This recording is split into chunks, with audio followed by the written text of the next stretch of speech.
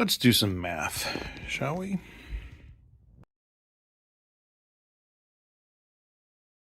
Hi, and welcome to the messy garage where we are crazy messy. It's it's busy right now. I mean, we're really messy. Working in the garage. So, you may have seen my videos on the U.S. General full bank. And I've spoken highly of it. I've had it a little over 2 years now. Upgraded from the 5-drawer. And the main reason I upgraded from the 5-drawer was space. And I find myself in that position again, kinda. Now I do work out of, I've got a 26 inch over there. And then of course this guy, that's my primary one. And the challenge isn't that I don't like the latches. I do like the latches, actually. This fine with weight in the drawers. I think a lot of people going in the store don't understand the fact that the weight in the drawers will make that latch a lot better. I like the latches. It's not the flip top. I actually love the flip top. It is a combination of I've grown my tools up a little bit and a couple things like down to the torque drawer. Oh my gosh, it's packed full of stuff right now. I wish the people at the Icon group or whoever worked at the ODM had specified that this didn't need quite so much space on either end so I could fit it straight in the drawer. And I find that super wasteful and it bugs me and it just is a lot. So, I have other stuff that lurks around in not just the 26, but a cabinet that you might have just seen a second ago. But let's look at the math real quick. And I wrote it down. It's a spreadsheet elsewhere. But here's what it boils down to. They talk about the full bank being 18,700 cubic inches, which there were the 56 inch, they call it 23,500 cubic inches. But I think that really understates the laydown space in some ways for both of them, but especially the 56. Because if you look at this top, I measured it. I know it's not super precise measurement, but for the result, it doesn't really matter.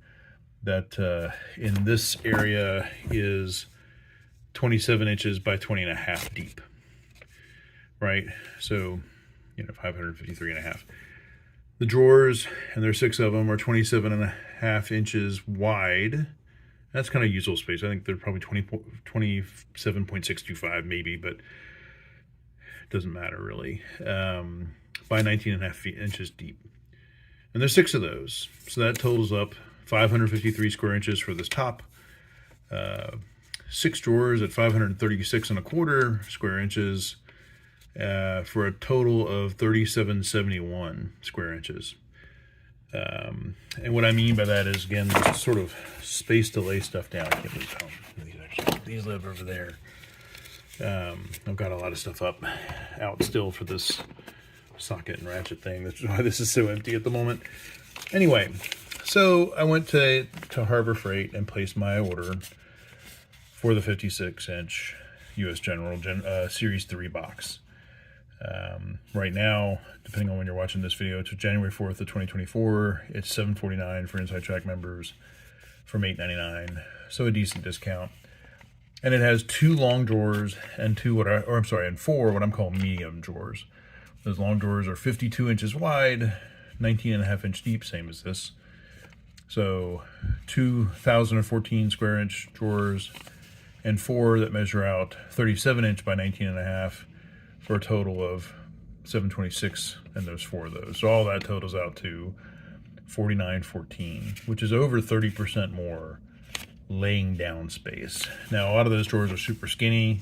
That won't really matter to my wrench drawer. In fact, it'll be, my wrench drawer, it'll be more efficient because I don't need all this height that I have here. It's kind of wasted volume because I could probably do 2 drawers that are skinny and be really efficient here, or something like that, So you know, this drawer, with the exception of the batteries, which we'll talk about in a second, would be pretty efficient in one of those skinny drawers too, I think. We're going to see how it all lays out when we're done.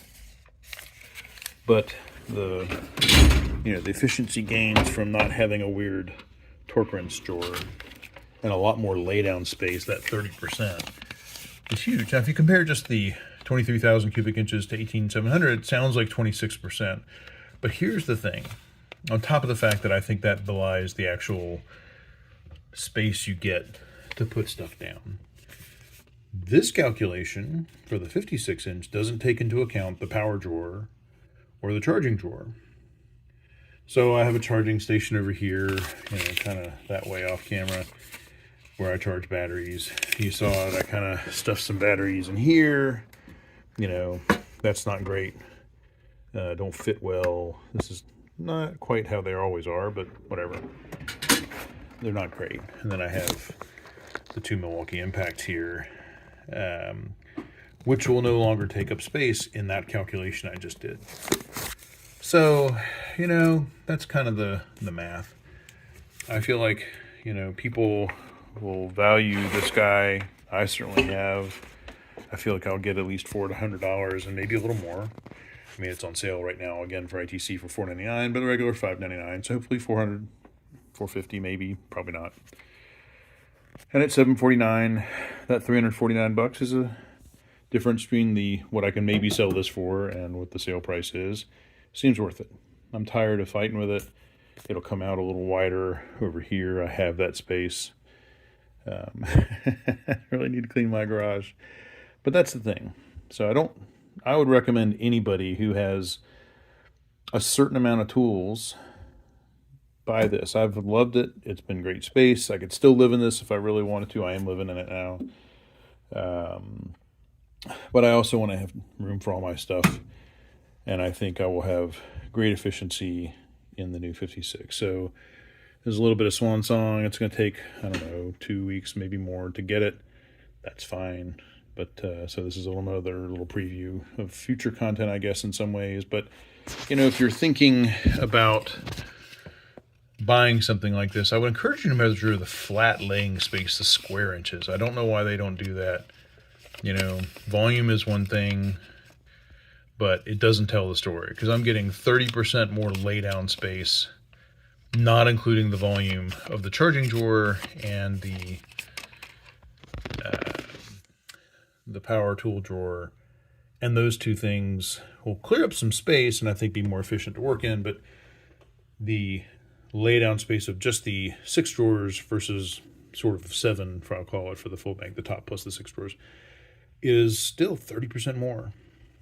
And that's worth it to me. So anyway, thanks very much for coming. Hopefully subscribe so you'll see the fall on where I do this and the upcoming ratchet and socket shootout. That's why these snap-on sockets are here as part of my ratchet socket shootout. And where all the ratchets that are normally in here are, they're over there on my bench waiting for me to finish measuring them and eventually do that head-to-head thing. I think I'm going to have to break it up into chunks, otherwise it'll be 40 minutes long.